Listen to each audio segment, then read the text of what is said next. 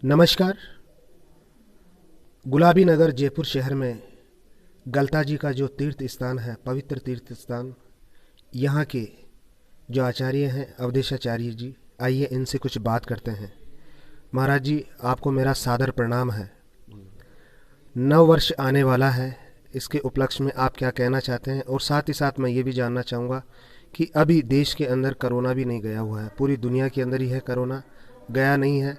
तो कोरोना को लेकर आप क्या कहना चाहते हैं, उसके बारे में बताएं। लोगों में बड़ा आज भी भय है कोरोना के प्रति। देखिए, ये तो सत्य है कि विगत 2 वर्ष से जो स्थितियां इस कोरोना को लेकर के बनी हुई हैं, इससे पूरा जनजीवन अस्त व्यस्त हो चुका है। हर व्यवस्था डगमगा रही है। कई लोग बहुत कठिन परिस्थितियों से अपना जीवन यापन कर रहे हैं।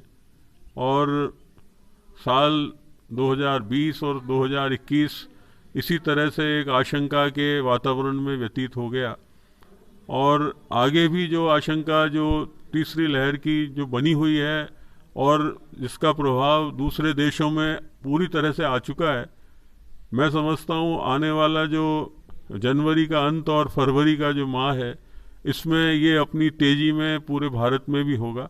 और मैं ये जरूर कामना करता हूँ भगवान से कि इस महामारी से जल्द वो मुक्ति दें और आने वाला जो वर्ष सन 2022 है, वो संवत्सर के उपरांत नए संवत्सर को लगने पर चैत्र मास की शुक्ल पक्ष की प्रतिपदा को जो नया संवत्सर प्रारंभ होगा, उस नए संवत्सर से इस महामारी का जो प्रभाव है, इसका जो प्रकोप है, वो शांत हो और लोगों को इससे राहत मिले। लोग जो है अपने सामान्य जीवन की तरफ लौट आएं और हर तरह से आशंका का वातावरण समाप्त हो। विशेषतः जो ये तीसरी लहर जो बच्चों के लिए बहुत कष्टदायी, जैसा वैज्ञानिक और डॉक्टर्स का भी मानना है, वो हो सकती है।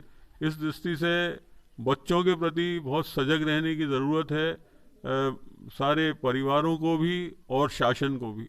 तो मैं समझता हूँ ऐसा कुछ जो तय किया जाना जिसमें बच्चों का भविष्य ठीक रहे, उनका स्वास्थ्य ठीक रहे, ये बहुत आवश्यक है।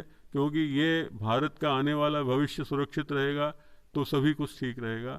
मैं इसी मंगल कामना के साथ कि आने वाला संवत्सर इस रोग मुक्ति का हो और सारी आशंकाओं और इस विपदा के वातावरण से मुक्ति का हो, इसी भावना के साथ ये कामना करते हुए अपनी बात को समाप्त करता हूँ। महाराज जी, एक बात और मैं पूछना चाहूँगा कि जो अभी गलता तीर्थ है, तो यहाँ पर बहुत सारे यात्री लोग आते हैं, तो क्या उनके लिए जो स्नानाघर है यहाँ पर, जो गलता का जो तीर्थ है जहाँ लोग स्नान करते हैं, तो क्या वो स्थान खुला हुआ है या बंद है अभी? नहीं, अभी भी उसको हमने इसलिए बंद कर रखा है, जैसा मैंने आपको बताया कि ये आशंका बराबर बनी हुई है।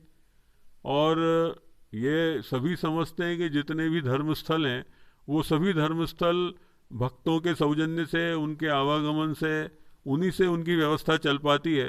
तो ऐसा नहीं है। गलता जी भी विगत 2020 की जो मार्च से जिस परिस्थिति से गुजर रहा है, उसमें कई सारी समस्याएं उत्पन्न हो रही हैं। लेकिन यह है कि ये ज़्यादा आवश्यक है कि कैसे भी लोगों का स्वास्थ्य ठीक रहे, वो सुरक्षित रहें।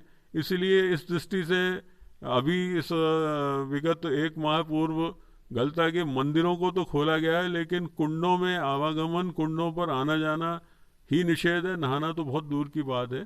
तो अभी जल का स्पर्श भी कोई नहीं कर सकता है, उनका दर्शन ही नहीं कर पा रहा। महाराज, कब तक ये जो कुंड में लोग जा पाएंगे, इसके बारे में कुछ बताएंगे? मैं ये समझता हूँ कि जैसा मैंने प्रतीत किया है, अभी इसके बारे में हम कुछ धारणा बना रहे हैं कैसे कुंडों का दर्शन मात्र तो हो, भले ही उसका स्पर्श न कर पाएँ, भले ही नहीं नहा पाएँ, क्योंकि अभी उस तरफ जाना ही निषेध कर रखा है। क्योंकि ये भी एक आवश्यक व्यवस्था का अंग है कि वहाँ लोगों के जाने पर वो व्यवस्था बिगड़ सकती है। तो उसकी व्यवस्था करने का प्रयास किया जा रहा है ताकि वो वहाँ उसका कुंड का दर्शन तो कर पाएँ। ठीक है, तो ये तो है महाराज अवधेशाचार्य जी, जिन्होंने कोरोना से सतर्क रहने के लिए कहा है और आने वाले नववर्ष के अंदर सभी का भविष्य मंगलमय हो, ऐसी इन्होंने कामना करी है। इसके अलावा गलता तीर्थ स्थल के अंदर मंदिर खुले हुए हैं, लेकिन जो कुंड है वहाँ किसी को जाने नहीं दिया जाता है। तो गलता में आकर अगर कोई कुंड के लिए आ रहा है तो कुंड में अभी अलाउ नहीं है।